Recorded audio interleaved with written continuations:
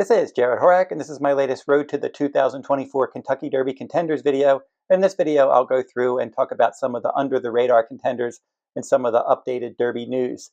Now, if you go over to therunawayhorse.com, my personal website, you'll see that it's all new, and I have a lot more information there, and that site's going to continue to grow as the year goes on.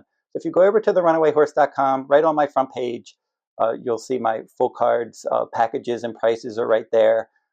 My YouTube channel. You can go and see the popular tracks that I cover. You can click on my Digest Kentucky Derby page right from that front page. Other stuff, my most recent articles, my Horse Racing Nation daily best bets. There's a link to that as well.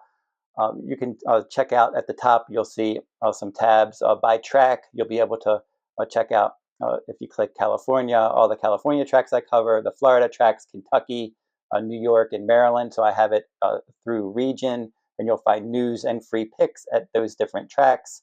By race, you'll see the Triple Crown races, Kentucky Derby, Preakness, and Belmont, plus the Breeders' Cup and Kentucky Oaks. You'll see a tab for free picks, videos. You can purchase the cards, or you can contact me. So that's all the information that's on there right now. The site will continue to grow, and I'll keep adding to it as the Runaway Horse gets bigger. And if you go over to todaysracingdigest.com, you can read all of my Kentucky Derby and Kentucky Oaks reports on their Kentucky Derby page. So you go over to todaysracingdigest.com. At the top near the left, you'll see a Kentucky Derby tab. You can click on that Kentucky Derby tab. It will take you over to the Digest Derby page, and you'll be able to read all of my Kentucky Derby and Oaks reports. I just did a Kentucky Derby 2024 update, talking about the Bob Baffert runners not moving to other barns this year.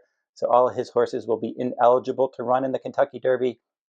Now this Churchill Downs Kentucky Derby ban, this dates back to the 2021 medication violation that had to do with Medina Spirit. And originally Churchill Downs said that Baffert couldn't run horses in the Kentucky Derby in 2022 and then 2023. And then when 2023 passed, they extended that ban another year. So now Baffert's horses this year did not move to the Tim Yak Teen Barn like they had before. This year, his owners stuck with him, and they're just going to keep their horses in his barn, and they won't be participating in the Kentucky Derby. But they can run in Kentucky Derby points races. They just can't earn the points, and then they will probably be running in the Preakness and Belmont. So Baffert's horses are eligible to run in the Preakness and Belmont Stakes, so you'll probably see him as a major factor in those races if his horses continue to develop on the road to the Derby. Now, this does affect my Kentucky Derby list, my exceptional 11 list that I updated yesterday. 3 Bob Baffert runners were on that list in the past, and they are now off the list. So Nisos, Muth, and Pilot Commander were 3 horses trained by Bob Baffert that were on my list. I removed them from my list. And then one other horse I dropped off my list, Knightsbridge, for trainer Bill Mott. He just doesn't have the experience. It looks like they've fallen behind with him. He only ran once last year, and he was excellent in that debut. But he's only worked twice this year. And he's one that they wanted to run in the Swale Stakes this weekend, but they couldn't get him ready for that race. And now they want to try to make a race in March. So he's one that could still jump on there if he really develops fast, but he's running out of time. And then Drumroll Please was recently injured in a workout on January 19th, and he is off the Kentucky Derby trail. He won the Jerome Stakes earlier this year, and he'll probably be back in action later this summer.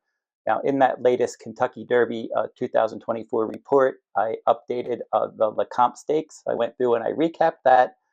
I updated the Kentucky Derby point standings, and then I gave out my exceptional 11 contenders, and I posted that on January 30th. You can go over to todaysracingdigest.com and read my whole Kentucky Derby blog. After all these points races, I'll keep updating that. I will be updating it again this weekend. We have 4 Kentucky Derby points races, and I will be updating that blog after those points races. I'll post that update next week. Now, some horses that weren't on my list, but they've jumped on now. A horse named Hall of Fame. This horse is trained by Steve Asmussen. They paid $1.4 million for this one, and he is a son of Gun Runner.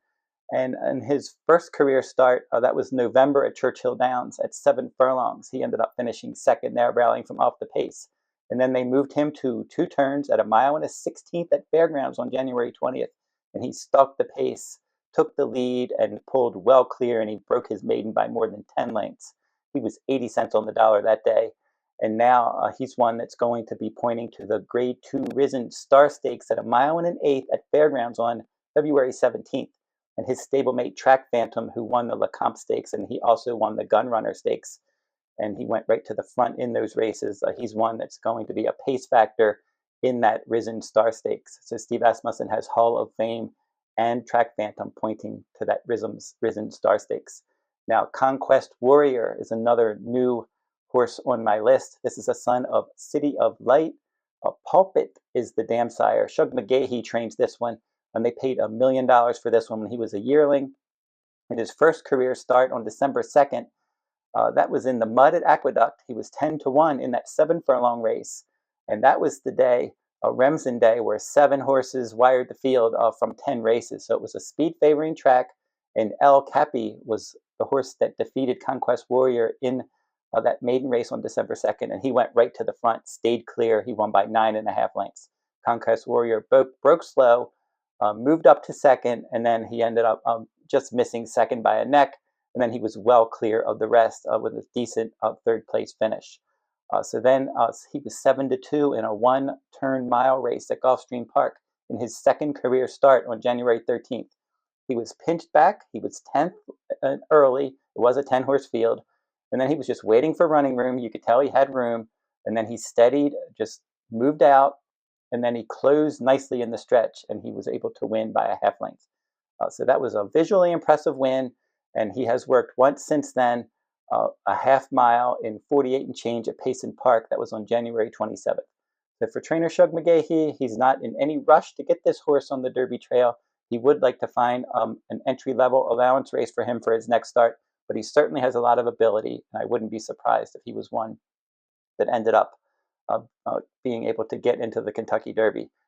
It's just a question of maybe he'll only have 1 points race. We'll see. And then he would have to perform well, probably finishing in the top 2 to qualify for the Derby if that's the case.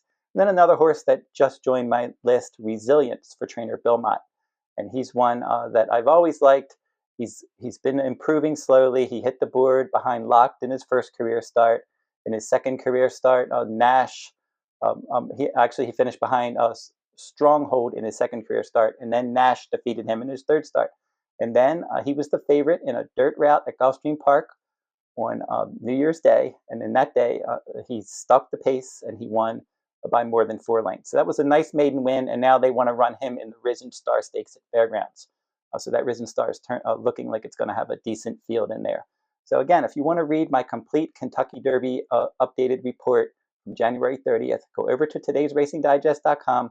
On their Kentucky Derby page, you will be able to read that. And in the description in this video, I'll provide a link to that Kentucky Derby article. And don't forget to like, subscribe, and comment if you like this horse racing content. A busy weekend on my YouTube channel. I have 4 Kentucky Derby points races scheduled and then 3 Kentucky Oaks points races scheduled. So I'm going to cover all of those on my YouTube channel. So stay tuned to those. And until I see you next time, good luck at the races.